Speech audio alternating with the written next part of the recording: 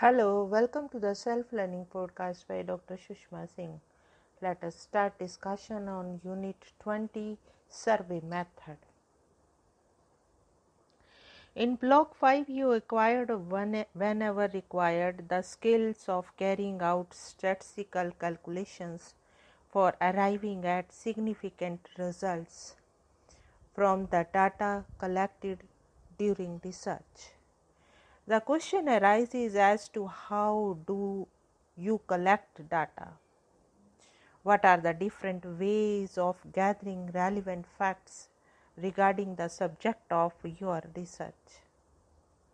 Unit 20 is about one of the ways of collecting facts and figures pertinent to your research.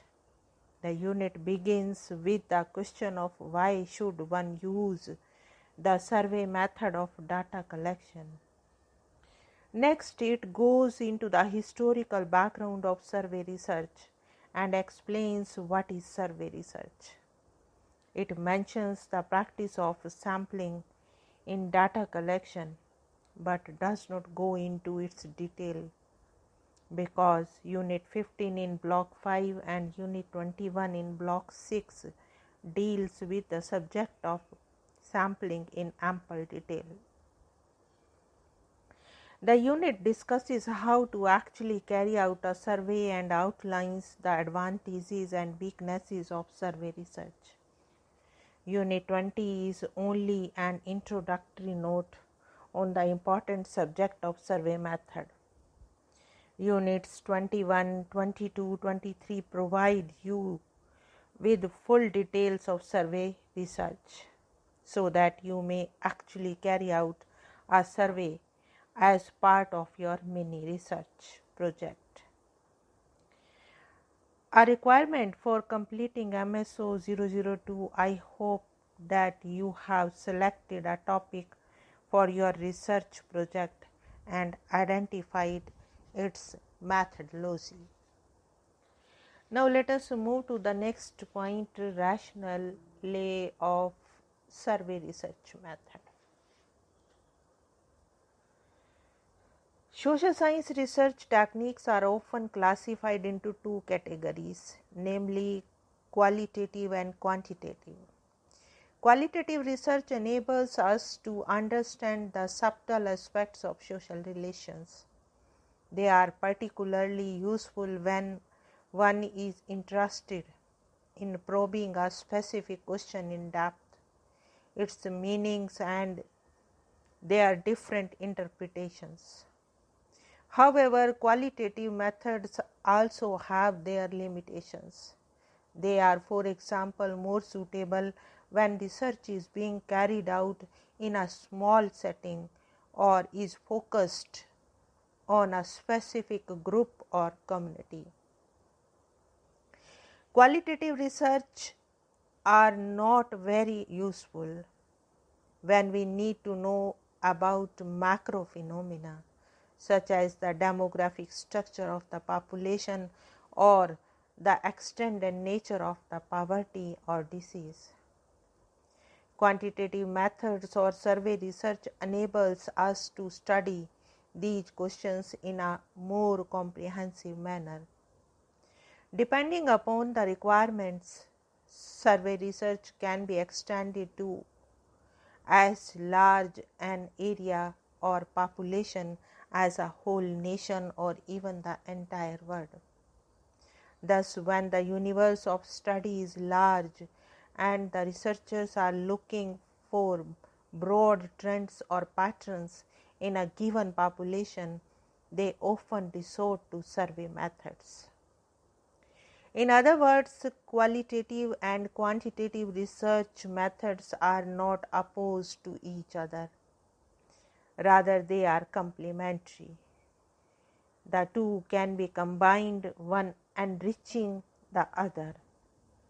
An important feature of survey research is that unlike qualitative methods, which are generally used by specialist researchers, survey research does not have the monopoly of sociologists or economists.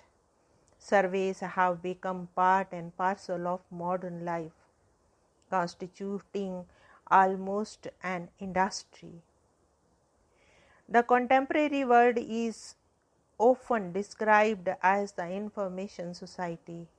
This implies that the flow of information has become its most crucial and central aspect. Recent advances in telecommunication technologies have made this flow of information easier as well as critical for the working of present day society, its politics and its economics. As is the case with information society, agrarian and industrial societies too were products of major breakthroughs in technology. Some sociologists think that there have been primarily three revolutions in human history, namely agricultural revolution, urban revolution, and industrial revolution. However, the agricultural and industrial societies are defined primarily in terms of their major economic activity, that is, the nature and means of production. By comparison, the term information society has a different connotation.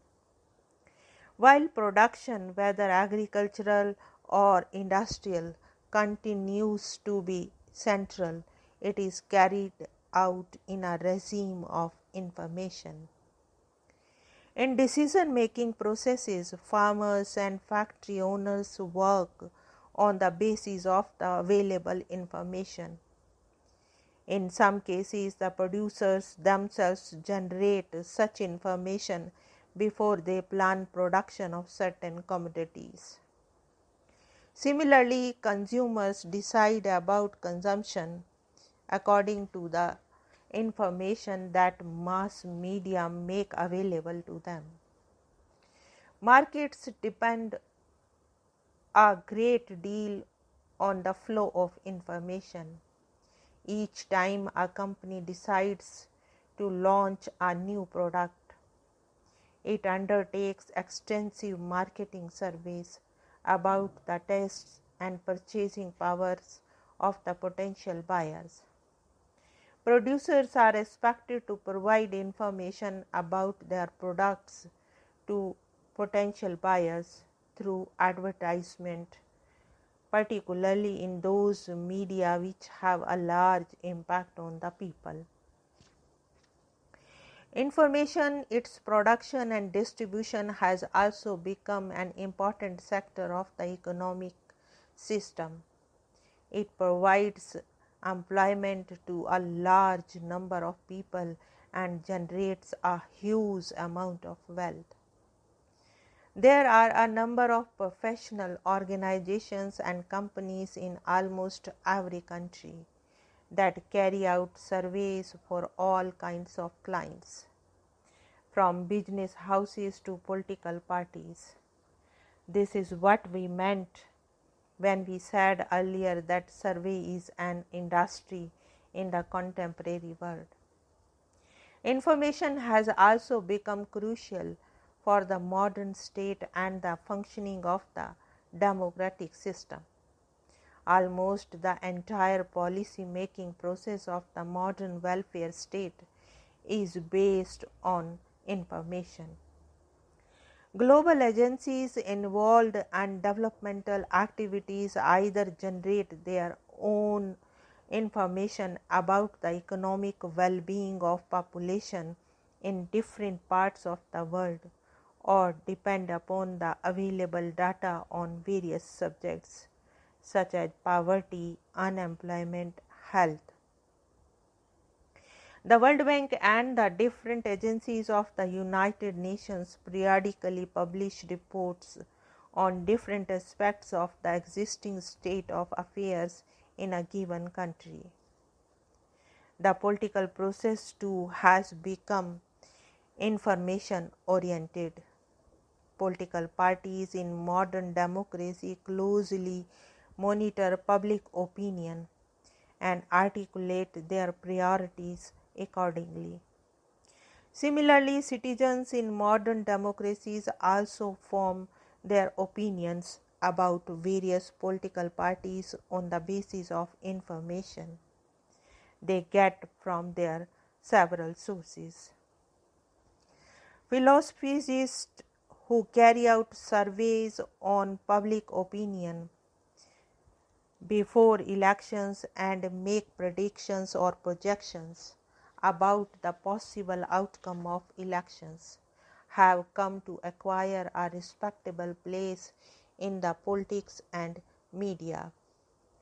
Television channels and newspapers undertake elaborate surveys during the election times on the prospects of various political parties and the voting behavior of people. Similarly, a country like the United States of America and other Western democracies, the media and the corporations constantly monitor the popularity rating of their leaders and political parties, both in power and outside. Besides the fact that the surveys have gained in importance in the modern world, they have always been an important research methods.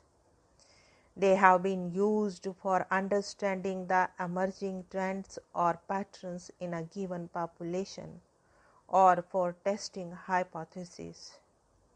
Some of them may have policy implications, while some may be purely for academic interest. For example, sociologists interested in understanding the process of secularization may undertake surveys on how often people perform religious rituals in their everyday social, economic, and political life.